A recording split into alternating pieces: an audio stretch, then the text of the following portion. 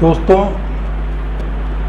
आज मैं समाज में जो नई उभरती हुई जो बीमारी आ रही है उसके बारे में बात करना चाहता हूँ। सामाजिक बीमारी कहिए उसको।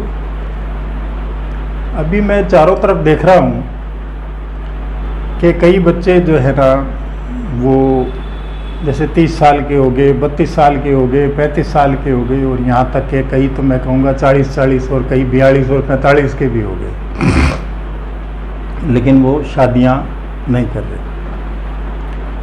और नहीं कर रहे के कारण कुछ भी हो सकते हैं। जैसे किसी के जन्म पत्रिका लफड़ा है तो किसी के मान लो जैसा वो चाहते हैं वैसा जीवन साथी नहीं मिल रहा है, या किसी के कोई और कारण होंगे, पता नहीं क्या क्या कारण है। मैं ज़्यादा कारणों पे नहीं जा सकता, लेकिन मैंने देखा है कि लोग बाग बड़ी अच्छी अच्छी पोस्ट में हैं, इसके बावजूद भी जो है ना वो शादी नहीं कर पा रहे। तो ये बड़ी एक चिंता का विषय है कि सामान्यतया क्या है कि अपना जो वो करना चाहते हैं उस जॉब में आने तक उनकी 30-32 साल की उम्र तो हो जाती है। अब वो जॉब में आने के बाद फिर कहते हैं साहब हमें कैरियर बनाना है, तो कैरियर बनाने के चक्कर में भी वो फिर कुंवारे ही रह जाते हैं। फिर उसके बाद में धीरे धीरे क्या होता है कि उनकी एज ग्रुप की लड़के लड़कियां वो मिलने बंद हो जाते हैं और धीरे धीरे ये हालात होने लग जाते हैं कि उनकी शादियां नहीं होती। मेरे ज़माने के उस ज़माने के मतलब 2-3 बच्चियों का मेरे को ध्यान है, जिन्होंने सिर्फ इसलिए कि भाई मैं बहुत पढ़ी लिखी हूँ और मेरे को डॉक्टर इंजीनियर से नीचे कोई लड़का पसंद नहीं है, मैं नहीं करूँगी, मैं इतनी पढ़ी लिखी हूँ। उनका मेरे को ज्ञान है कि वो आज 65 और 60 साल की उम्र में हैं, रिटायर हो गई हैं नौकरियों से, लेकिन उनकी कोई शादियाँ नहीं हुई तो नहीं हुई, है ना।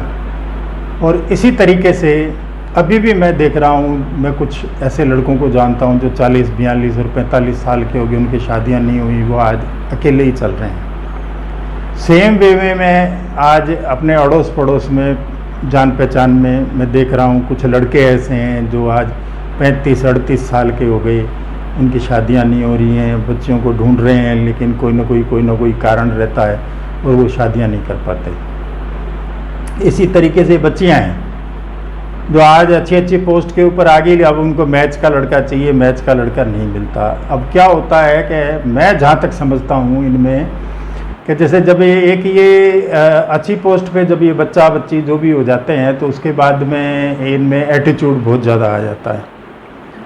और दूसरा क्या होता है कि ये लोग मतलब अपने सामने यूँ कहें कि किसी को कुछ समझते नहीं हैं, है ना, जो इनके लिए बहुत ज़्यादा घातक होता है। जीवन के अंदर हर व्यक्ति महत्वपूर्ण है, हर व्यक्ति का महत्व है, बस स्थान अलग अलग हो सकता है उसका कि वो कहाँ पे महत्वपूर्ण है, कहाँ पे महत्वपूर्ण नहीं है। पति और पत्नी का जहाँ तक संबंध है उसके अंदर कौन आदमी एज में बड़ा है, कौन आदमी एज में छोटा है, फिर उसके बाद में कौन आदमी उच्च पद पर है, कौन आदमी निम्न पद पर है, ये सब बातें जहाँ तक इग्नोर की जाएं तो बढ़िया रहेगा, समाज थोड़ा सा व्यवस्थित रहेगा। अदरवाइज़ क्या होगा, अगर यही हालात चलते रहे ना तो आपको कुंवारों की जो है ना एक लंबी चौड़ी लिस्ट मिलेगी जिसमें लड़कियां भी होंगी, लड़के भी होंगे। और ये जो कुंवारे होते हैं फिर ये फ्रस्ट्रेटेड हो जाते हैं, फ्रस्ट्रेट होकर के फिर ये मतलब दूसरे लोगों को परेशान करना, तंग करना। अब जैसे मैं एक छोटा सा उदाहरण देता हूँ कि मेरे जीवन में जो है ना मैं चूरू में पोस्टेड था, उस समय मेरी वाइफ जो थी उसके एक बच्चा होने वाला था, इशू होने वाला था, तो उसकी तबीयत ख़राब होने के कारण मेरे को उसको बीकानेर ला करके हॉस्पिटलाइज करवाना पड़ा और मेरे को छुट्टियाँ काफ़ी लेनी पड़ती थी और छुट्टियाँ लेकर के मैं ही उसके पास रहता था। और हालत ये हुई कि वो इतना ज़्यादा ब्लड प्रेशर था, एडिमा था, उसके कारण वो बच्ची हुई थी वैसे बाद में बिल्कुल फुल्ली मैच्योर, लेकिन वो डेड ही हुई थी। तो डेड बच्ची हुई और उसकी डेथ हो गई, तो देखो हम लोग गमगीन तो थे ही, है ना, क्योंकि मेरी वाइफ की बड़ी प्रबल इच्छा थी कि भाई मेरी से छोटी बहन के बच्चा हो गया और हो गया, मेरे नहीं हो रहा, बड़ी चिंतित थी वो। तो हर नारी जो होती है, जो वास्तव में नारी होती है, उसके दिमाग में ये बात होती है कि मैं माँ क्यों नहीं बनी, है ना। तो इस बात को सोचते हुए वो बड़ी निराश थी। फिर मैंने उसको आशा बंधाई। तो मैं जब वापस छुट्टी से जब वहाँ गया, चूरू वापस नौकरी जाके ज्वाइन की, तो हमारे एक CTO साहब थे, जैन साहब थे, वो नाम उनका नहीं लेना चाहूँगा, उनके कोई इशू नहीं था। तो उन्होंने कहा तुम छुट्टी पे बहुत रहे, ये रहे वो रहे, काम नहीं करते हो, फलाने टिकट है। तो मैंने उनको बताया सर मेरे इस तरीके से वाइफ की डिलीवरी होने वाली थी और डिलीवरी में डेड बच्चा पैदा हुआ। तो उनका जवाब छूटते यही था कि बच्चे तो होते रहते हैं, मरते रहते हैं। आप सोचिए मेरे दिल पे क्या बीती होगी, जिसकी वाइफ ने 9 महीने पूरा दर्द सहन किया, पूरी तकलीफ झेली, पूरे कष्ट झेले, पूरी दवाइयाँ ली, और उसके बाद में डेड जब बच्चा होता है तो उसके मतलब उस वाइफ को, उसके माँ बाप को, सास ससुर को, मेरे माँ बाप को यानी, और मेरे को कितना दुख हुआ होगा कि हमारे एक तरीके से बिल्कुल पूरा तैयार बच्चा भी हमें भगवान ने नहीं दिया, हमसे छीन लिया।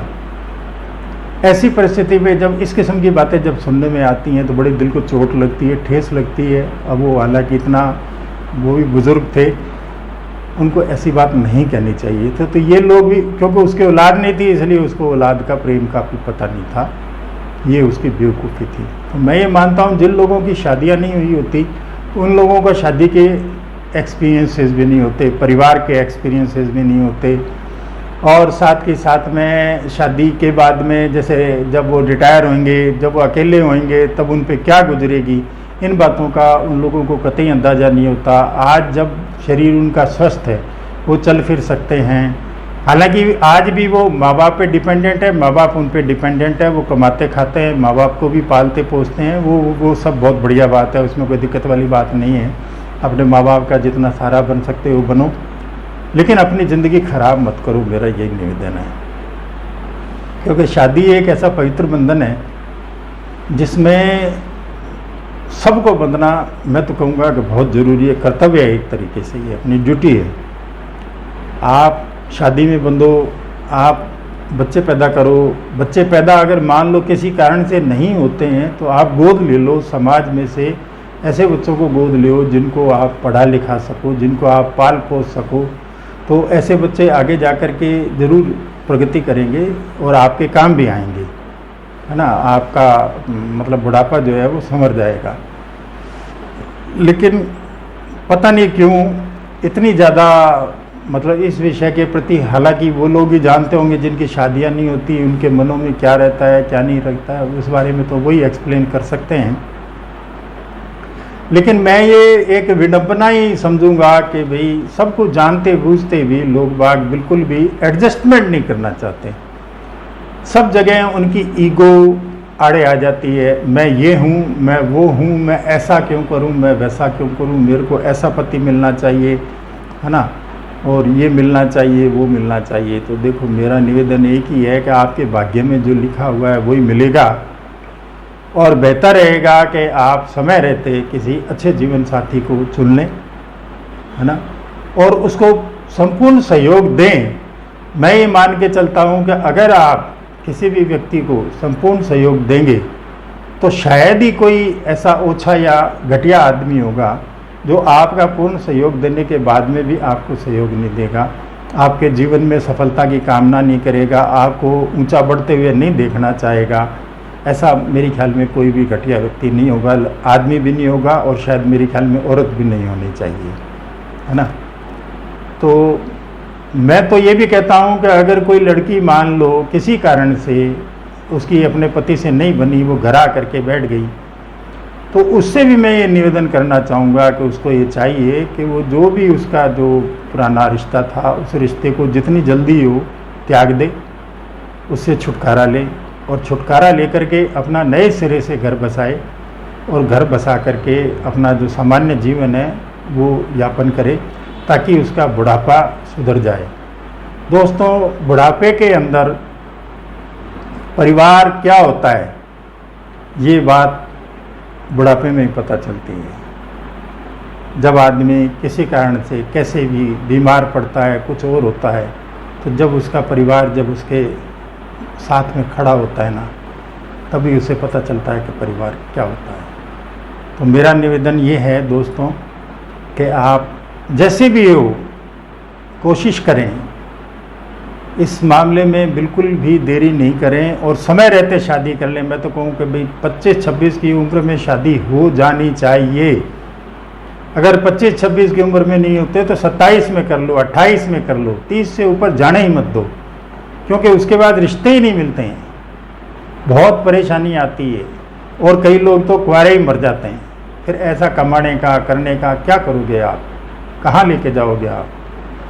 तो दोस्तों, मेरा निवेदन यही है कि आप लोग इसके अंदर ध्यान दें और ये जो सामाजिक बुराई है इसको बंद करें और अपना जीवन साथी चुनें और उसके साथ पूर्ण विश्वास के साथ, पूर्ण समर्पण करते हुए अपने जीवन का यापन करें।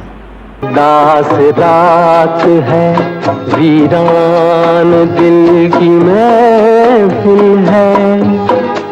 उदास रात है, वीरान दिल की महफिल है। न हम सफर है कोई और न कोई मंजिल है।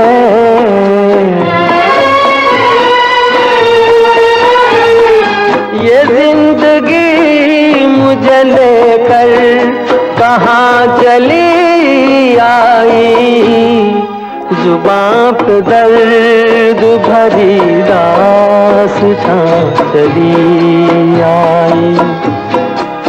बाहर आने से पहले फिजा चली आई, जुबां पे दर्द भरी दास्तां चली आई। तो दोस्तों, मेरे इस चैनल को सब्सक्राइब करें, लाइक करें, शेयर करें और कमेंट्स बताएं। मेरी कोई गलती हो तो वो भी बताएं, है ना, और कोई सजेशन हो तो वो भी करें। अपन को नेक्स्ट कोई वीडियो बनाएंगे तो उसमें उस सजेशन को इंक्लूड करेंगे। Thank you very much. जय हिंद।